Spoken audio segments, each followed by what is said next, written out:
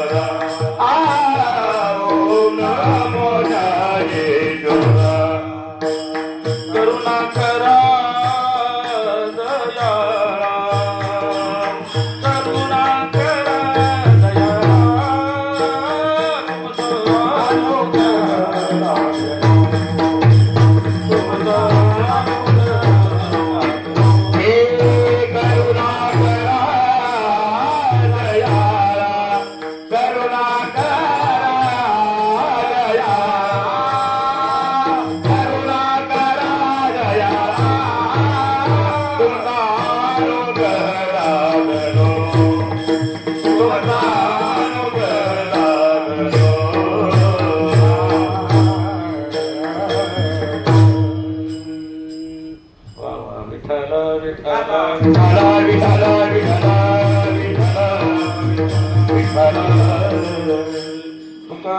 तुकाराम नाम घेता कापेयाम धन्य तुकोबा समर्थ जेने केला हा पुरुषार्थ नमो सद्गुरु तुकया ज्ञानदीपा नमो सद्गुरु सच्चिदानंद रूपा नमो सद्गुरु भक्त कल्याण मूर्ती नमो सद्गुरु भास्करा पूर्ण कीर्ती तुम्ही विश्वनाथ रंग मी अनाथ तिला रंग मी अनाथ तिला रंग मी अनाथ तुम्ही विश्वनाथ तिला रंग मी अनाथ तिला कृपा कराड ते थोडी कृपा कराड ती थोडी पाया पडी पाया पडी पाया पडी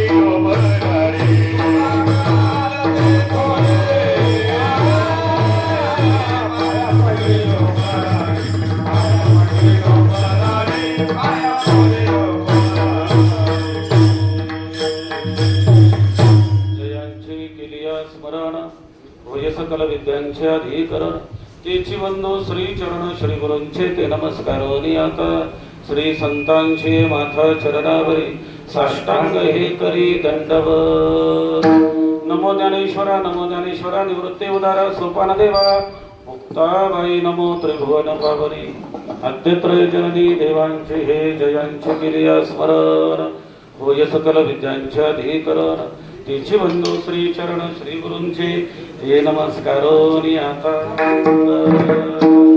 होईन भिकारी पंढरीचा वारकरी हीच माझी भोळी सेवा हाची माझा नेमधर्म मुखी विठोबाचे नाम हीच माझी भोळी सेवा हीच माझी उपासना लागो संतांच्या चरणा हीच माझी भोळी सेवा तुका म्हणे देवा हीच माझी भोळी सेवा प्राप्त प्रसंगी प्राप्त स्थळी पवित्र अशा पावन भूमीमध्ये माऊली महावैष्णव ज्ञानोबारायांच्या पदस्पर्शानं पुनीत झालेला आपला हा घोड नदीचा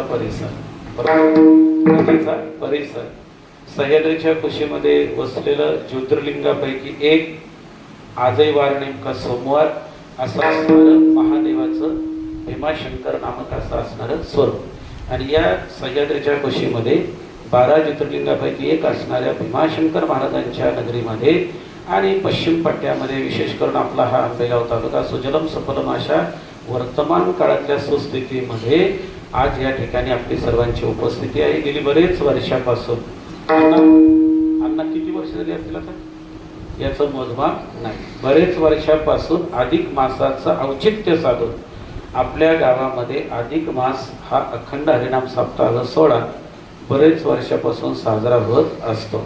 वार्षिक महोत्सव म्हटलं तर विविध प्रकारचे वार्षिक महोत्सव त्या अनुषंगाने असणारा आपला वार्षिक महोत्सवाच्या रूपाने असणारा हरिनाम संकीर्तन सोहळा तोही साजरा होत असतो. मग मुक्ताईच्या दरबारातला असेल, सावतामाळी ट्रस्ट किंवा त्या संयोजनाने असणारा संत शिरोमणी सावता महाराजांचा सप्ताह सोहळा असेल, विविध सप्ताहांचं परिसरातलं असणारं हे स्वरूप आणि हे मात्र औचित्य अतिशय गोड आहे.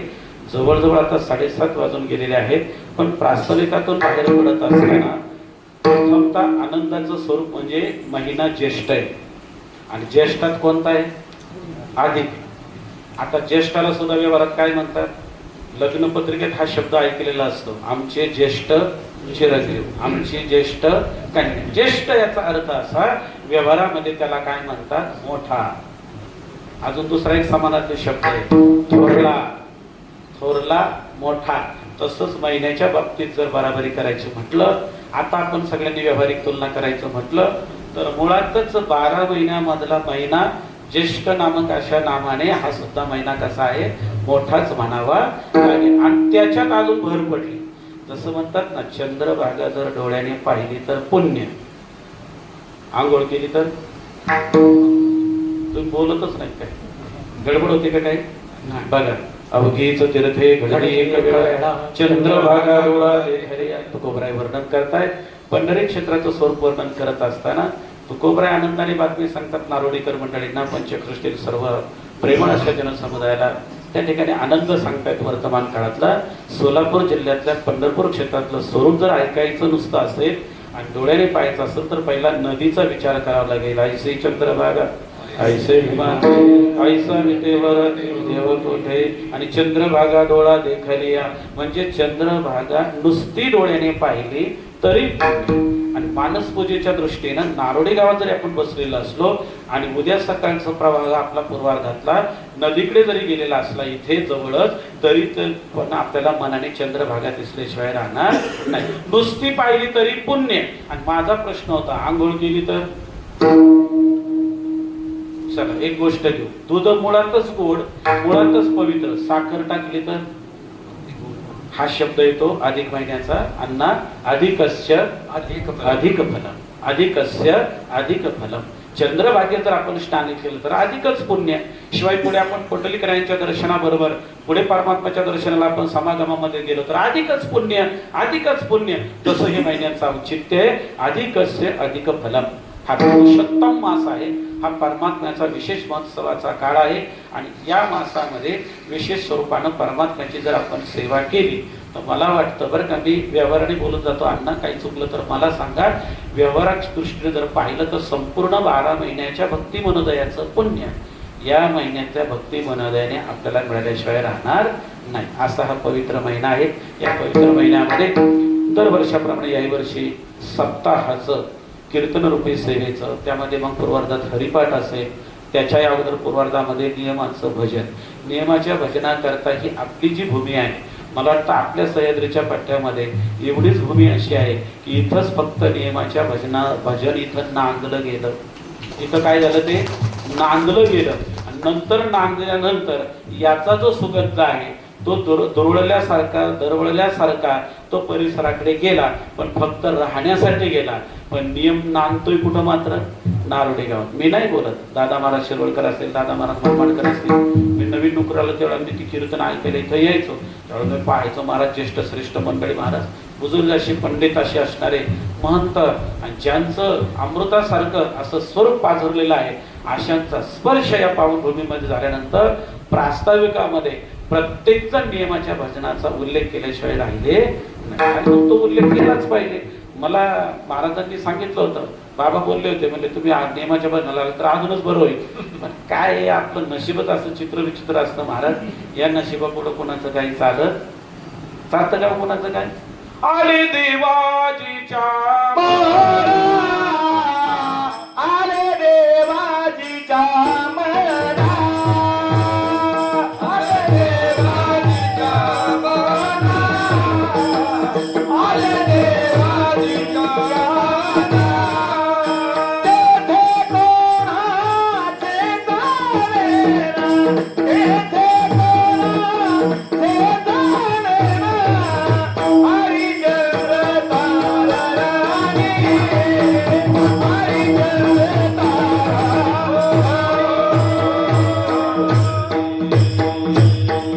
अतिशय आनंद आहे संतोष महाराज. चाल एकदा आले की आम्ही सगळेजण तुझ्या मागे म्हणत जाऊ. आणि तुम्ही ज्यावेळेला महाराज मंडळी चाल घेताल ना, ते ध्रुवपद आम्हाला द्यायचं सगळ्यांना. आपण सगळ्यांनी म्हणून घ्यायचं आणि थांबायचं. विठ्ठल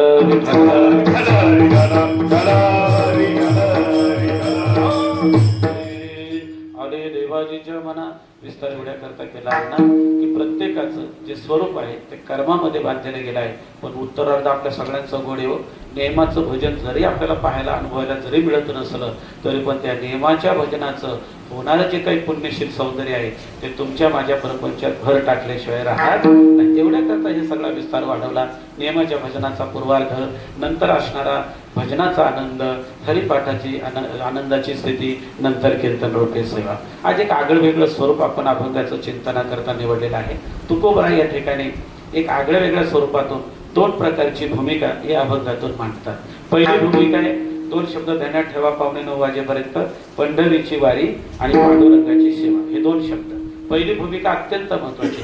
जगद्गुरु तुकोबाराचे दिग्दर्शन करतात, आजच्या विचाराचं मंथन करतात. त्यामध्ये दोनच शब्द सगळ्यांनी ध्यानात ठेवायचे, पंढरीची वारी आणि पांडुरंगाची सेवा. दुसरी भूमिका तर किती गोड आहे हो. पहिल्या चरणात पहिली सेवा, दुसऱ्या चरणात दुसऱ्या प्रकारची सेवा, तिसऱ्या चरणामध्ये तिसऱ्या प्रकारची सेवा, आणि तीनही प्रकारची जी सेवा आहे हीच माझी भोळी सेवा. विठ्ठल विठ्ठल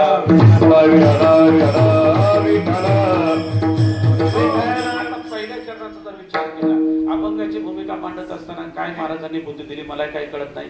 अण्णा तिकडे आले, अण्णांनी मला गोड आशीर्वाद दिला, आणि काही भूमिका आली कळत नाही. कारण 8 जुलैला प्रस्थान आहे. कधी प्रस्थान आहे? 8 जुलैला. म्हणजे पूर्वार्धामध्ये तुकोबारे आता सगळ्या नारोडीकर मंडळींना, सगळ्या आमच्यासारख्या तरुणांना सांगतायत होईन भिकारी. म्हणजे अजून ते भिकारी झालेले नाही. लाक्षणिक अर्थ फार गोड आहे. अजूनही ते भिकारी झालेले नाही. भविष्यकालीन वाणी आजही या वर्षाकरता 2026 करता ओरिजिनल सुखाच्या आनंदा करता आज त्या तासाने सांगतायत होईन भिकारी. ही माझी पहिली सेवा आहे. कोणती? उत्तरार्धात गोड सांगितलं, पंढरीचा वारकरी. त्याशिवाय चरण पूर्णच होत नाही. विद्यार्थी वर्गाला ज्या वेळेला असं काही सांगावं लागतं ना, बघा इथे विद्यार्थी वर्ग बसलेला आहे, त्या विद्यार्थी वर्गांना या झालेल्या परीक्षेमध्ये नुसतं एक वाक्य लिहिलं की 1 मार्क मिळण्याकरता अर्ध्या वाक्याला अर्धा मार्क आणि दुसऱ्यावर राहिलेल्या अर्ध्या वाक्याला अर्धा मार्क. जर आणि तर जरचं वाक्य लिहिलं की अर्धा मार्क. त्याला काय म्हणतात? पक्ष. त्याला काय म्हणतात? थेरम मध्ये पक्षच म्हणतात ना. काय म्हणतात त्याला? पक्ष. पक्ष म्हणजे बाजू मांडायची. आणि साध्य म्हणजे काय? जे आपल्याला मिळवायचे त्याला काय म्हणतात? साध्य. आणि मग ते साध्य तरच्या पुढचं लिहिलं रे लिहिलं की लगेच अर्धा मार्क मिळाल्याशिवाय राहत नाही. तशीच अध्यात्म क्षेत्रात एक आनंदाची भूमिका आहे. प्रत्येक अभंग चरणाने पूर्ण होतो, आणि प्रत्येक चरण हे पूर्वार्धाने उत्तरार्धाने पूर्ण होत असतं. पूर्वार्ध आणि उत्तरार्ध त्यामध्ये दडलेले असतो. पहिला पूर्वार्धातला गोड आनंद आहे, होईन भिकारी. तुकोबाराय म्हणताय होईन भिकारी, आणि पुढे सांगितलं त्याचं समर्पक चिंतन, पंढरीचा वारकरी. ही पहिली सेवा. दुसरी सेवा नित्य नेमाने चिंतन. तिसरी सेवा संतांचा संग. आणि तिन्ही प्रकारची जी सेवा आहे ना देवा, हीच माझी भोळी सेवा. विठ्ठल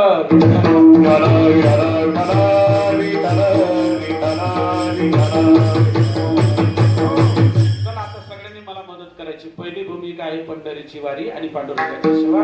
दुसरी भूमिका आहे पंढरीचा वारकरी, नंतर नित्य नेमाने चिंतन, नंतर संतांचा संग, आणि हीच माझी भोळी सेवा. असं आता आपल्याला सगळ्यांच्या पुढे मांडलेलं स्वरूप आहे. त्यातून आपल्याला जवळजवळ 8:45 वाजेपर्यंत म्हणा किंवा 9 वाजेपर्यंत म्हणा आपल्याला सगळ्यांनाच बाहेर पडायचं आहे. अभंग कधी सोडवायचा नसतो, अभंगातून बाहेर पडायचं असतं. विठ्ठल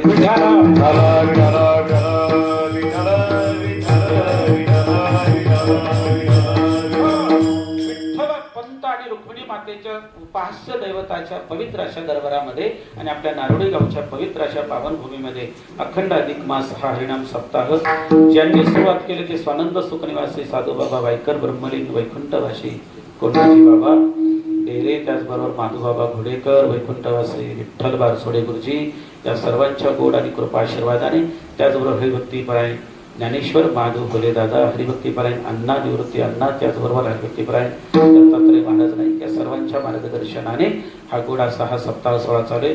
तुमच्या सर्वांच्या प्रेमाच्या बळावर या सोहळ्याचा आनंद टिकत असतो, सांभाळत असतो, आणि तुमच्या सर्वांच्या या प्रेमरूपी सौंदर्याने, भक्तरूपी अंतःकरणातल्या शुद्ध सौंदर्याने आज या मंडपाला, या सभा मंडपाला म्हणण्यापेक्षा यज्ञ मंडपाला लाभलेलं सौंदर्य आहे. या सौंदर्यामध्ये तुकोबारायांची जी भूमिका आहे त्यावर आपण आता चिंतन करण्याचा आटोकाट सगळ्यांनी प्रयत्न करू. तो प्रयत्न करत असताना हाताने टाळी आणि मुखाने चिंतन हे कधी करायचं? भगवत चिंतनाच्या वेळेला. आणि वेळ थोडा असल्यामुळे मी संतोष महाराज तुम्हाला विनंती करेन, मी अण्णांनाही बोलून गेलो की आता वेळ थोडा असल्यामुळे प्रमाणाची एकदा चाल आली रे आली, ते प्रमाण आलं रे आलं की उत्तरार्धातला जो शेवट आहे तो आपण सगळ्यांनी म्हणून घ्यायचा. आणि महाराज मला तुमची स्तुती आता करायची नाही, पण वस्तुस्थिती सांगायची. तुमची जी बाज आहे, तुमचं जे स्वरूप आहे ते गोड आहे. विठ्ठल विठ्ठल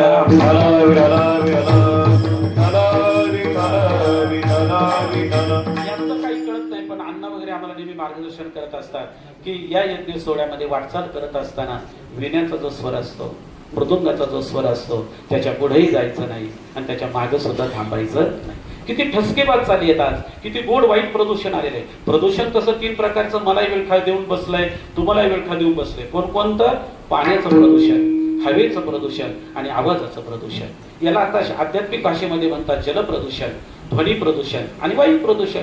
बरं चला, याच्यावर आपल्याला डॉक्टरांकडे जाऊन भरपूर पैसे घालून यावर मात करता येईल, पण परमार्थातल्या प्रदूषणाला अशोक महाराज आता मात करता येत. पण काय करावं लागेल आता फक्त पाहत राहायचं आणि मग ते गाणं पुढे आठवायचं. ते काही गात्यातलं नाही बरं का. जैसे ज्याचे कर्म तैसे फळ देतो रे ईश्वर. आता काही दिवसांनी लुगडी नेसली नाही म्हणजे बरं होईल. विठ्ठल विठ्ठल विठ्ठल. कीर्तन ही पाठशाळा आहे. कीर्तन ही पाठशाळा आहे. कीर्तन या शब्दाचा सुद्धा अतिशय आनंदाचा घोटाळा सुद्धा होतो आणि आनंद देऊन जातो. जर का चुकून कला पहिले वेलांटी छापली, आई वडिलांनी जरूर ऐका आणि विद्यार्थ्यांनी आत्मसात केल्यानंतर डायरीत नोंद करायला घरी जा. जर का चुकून कला वेलांटी पहिली छापली गेली कला, तर कीर म्हणजे दाट आणि तण म्हणजे गवत, म्हणजे विद्यार्थी ऑपरेशन केल्याशिवाय राहत नाही. आणि जर का चुकून कला दुसरी वेलांटी पडली तर गीतेतल्या 9व्या अध्यायाचा जन्म होतो. सततम कीर्तयं यतं तस्य दृढव्रताः नमस्यं तस्य मां भक्त्या नित्ययुक्तावासते. कीर्तनाचे नटनाचे नाशिले व्यवसाय प्रायचित्ताचे जे नामची नाही पापाचे ऐसे केले. या ओव्या वाचत असताना, या ओव्या पाहत असताना पुढे एक आनंदाची ओवी सापडली. हे अर्जुना, हे अर्जुना, अरे मला जर पाहायचं असेल तर तिथे पहा. परितयापाशी पांडवा मी हरभला दिवसा जेथ नाम घोषणा करती. मी अजून परिहारामध्ये आहे. म्हणून सज्जनांनो, आजच्या प्रदूषणामध्ये दुःखही आहे आणि आजच्या प्रदूषणामध्ये आनंदही आहे.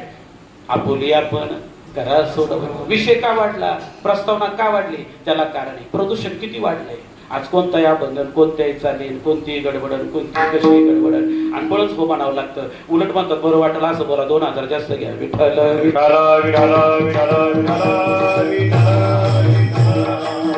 विचारी विद्यार्थी वर्ग कधी इकडे येत नाही. काय येत नाही, तो पहिली परीक्षा घेतो. हो, साखर गोड आहे तो पण असू द्या गोड, असू द्या गोड, पण खाल्ल्याशिवाय मी निर्णय घेऊ शकत नाही. त्याला अध्यात्मशास्त्रामध्ये स्वात्मानुभव म्हणतात. बघा ना कशी आनंद आहे, कशी गोडी आहे. आता कसं गोड आहे. आणि जो नाही ऐकला तो, जो आता ऐकत नसेल तो जिवंत असून गेलेला, तो जिवंत असून गेलेला, तो जिवंत असून गेलेला. काय कामाचं नाही का. रामकृष्ण मन नाही त्याचे. आणि काय त्याचं लक्ष ज्ञानोबा सांगतात. उपजोनी करंटा. तो जागा झाला, पण कशात जागा झाला. ज्ञानामध्ये करंटा, उपजोनी करंटा. नेणे दोन ना आले, तर इथं दोन ना आले. एक नळाचा आहे आणि दुसरा न बाणाचा आहे. नेणे अद्वैत वाटा. आजचं प्रदूषण इतकं वाढलं अशोक महाराज, एक ना धड आणि बरोबर हो काय काय म्हणतात, तोच अभंग घेतला. अरे तोच अभंग, तोच अभंग. त्या अभंगातून जर तुमची माझी सुटका होत नसेल तर दुसरीकडे पुढे मारायला कशाला जायचं. विठ्ठल विठ्ठल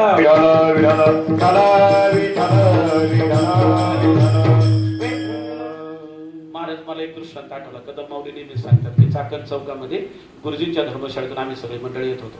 म्हणजे मी विद्यार्थी दशेमध्ये होतो आणि त्यावेळेला जयराम बाबा भोसले म्हणजे परमार्थातली विभूती अण्णांना माहिती. महाराज त्यांना लोक घाबरायचे, विद्यार्थी लोक घाबरायचे. महाराज जयराम बाबा अशा रस्त्याने येत असताना काही विद्यार्थी वर्ग होता ना आपले, जे आता मृदुंगाचार्य आहेत ना आपले, हे गायनाचार्य, अशी तरुण तडफदार अशी मुलं विद्यार्थी दशेमध्ये शिकत असताना समोरून बाबा येत होते आणि हे अशी विरुद्ध दिशेने समोरून चालले होते. म्हणजे हे इंद्रायणीकडून असे धर्मशाळेकडे चालले होते आणि गुरुजींच्या धर्मशाळेतून बाबा समोरून येत होते. समोरासमोर सगळ्यांच्या भेटी झाल्या आणि भेटी झाल्या तर एक विद्यार्थी म्हणतो, बाबा आता 2 वर्ष झाली आम्ही आळंदीला येऊन आणि मला 3रा अध्याय समजला. तेवढा बाबा एक विनंती करा, मला 4था समजून सांगा. काय म्हणतो विद्यार्थी. 10-12 विद्यार्थ्यांमधला एक विद्यार्थी डेअरिंग करून बोलला. इंग्लिश उत्तर डेअरिंग म्हणतात, धाडस. त्याला काय म्हणतात, धाडस. तो धाडसाने बोलला. म्हणतो, बाबा मला तेवढा काय करा, तेवढा 4था आहे ना उद्यापासून समजून सांगा, आम्ही तुमच्या पाठाला येत जाऊ. बाबांनी सगळ्यांना हळूच शांततेत असं बाजूला घेतलं रस्त्याच्या. म्हणले, अरे माझं आयुष्य आळंदीत गेलं, मला अजून पहिलाच कळलं नाही तर 4था कुठं सांगू.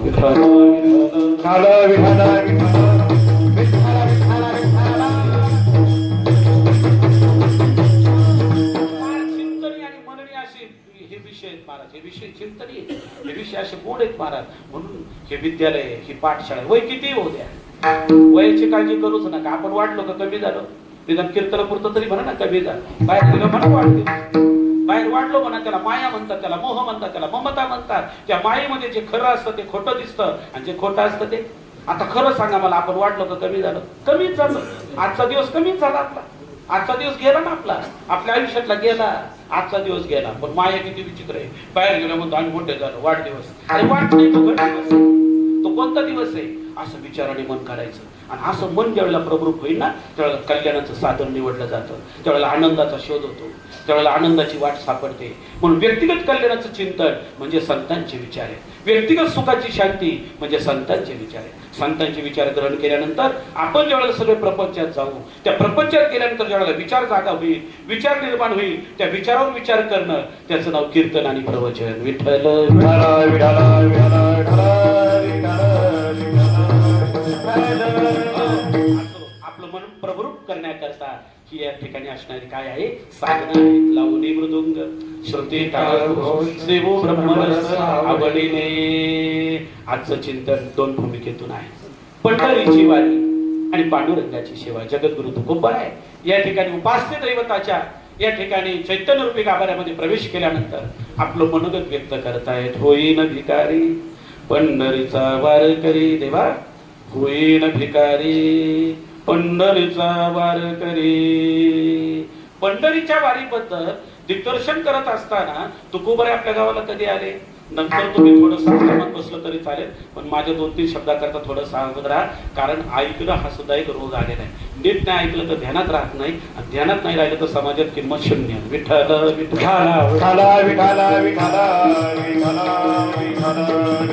वारीमध्ये लाखो भाविक दिसतात, पण ज्याचे नियमाचे अभंग पाठ नसतात, ज्याचा काकडा पाठ नसतो, ज्याची हरिपाठाची प्रणाली मुखदगत असते, त्यांचा बाजूने रस्ता असतो बिस्किट गोळा करायला. विठ्ठल तुम्हाला विनोद कळला का नाही? कान सावध ठेवा, कारण आज फार भयानक प्रदूषण आलेलं आहे. फालतू सत्य ते काय झालेलं, आपल्याला वेगळंच काय काय ऐकायची सवय झाली, आणि ते वेगळंच ऐकून आपण सगळे आजारी पडलोय. असं चिंतन ऐकायला ना आनंद झाला पाहिजे. मला त्यातलं काय कळणार नाही, हे अण्णांचे आशीर्वाद असतील, आई वडिलांचे आशीर्वाद असतील, तुमचे भावा बहिणीचे सर्वांचे आशीर्वाद असतील, मग मला बोलवलं जाणार आहे. कापड कधी म्हणतात का आपल्याला घाला? कापड कधी म्हणतात का घाला? नाही ना, कापड कधी म्हणतच नाही घाला, पण ते कापड आपल्याला परिधान करावेच लागतात, तशी आपल्याला सेवा करावीच लागते. विठ्ठल पंढरीची वारी आणि पांडुरंगाची सेवा. जगद्गुरु तुकोबारायांच्या घराण्यामध्ये विश्वंभर बाबांपासून आजच्या कलियुगाचा जर विचार केला तर जवळजवळ तुकोबारायांच्या घराण्यामध्ये पंढरीची वारी आणि पांडुरंगाची सेवा सातत्याने उद्याच्या 2026 पर्यंत आलेली असताना किती वर्ष झाली? बाबा कधी आले आपल्या गावाला? 1996 ला 700 वर्ष ज्यांना झाली आपल्या गावाला येऊन, ते 1296 ला आळंदीत आले. ते माऊली महावैष्णव ज्ञानोबा आहे. ज्ञानोबा 8 डिसेंबर 1296 ला समाधिस्थ झाले, आणि 12व्या शतकातल्या उत्तरार्धामध्ये आपल्या गावाला ज्ञानोबा आले. त्याच्यानंतर 16व्या शतकामध्ये जगद्गुरु तुकोबा आले. अण्णा मला मधलं शतक सांगायचं राहिलं, 14व्या शतकात नाथबाबा आले, पैठणचे प्रसिद्ध संत. काय आपल्या गावाची भूमी पवित्र आहे बघा. अजून आपला जन्मही नाही, काळजी करू नका, आनंद घेऊन घरी जायचंय. आणि आपण सगळे म्हणतो नसतो आलं तर बरं झालं असतं. कीर्तनाला नाही, जन्माला. विठ्ठल विठ्ठल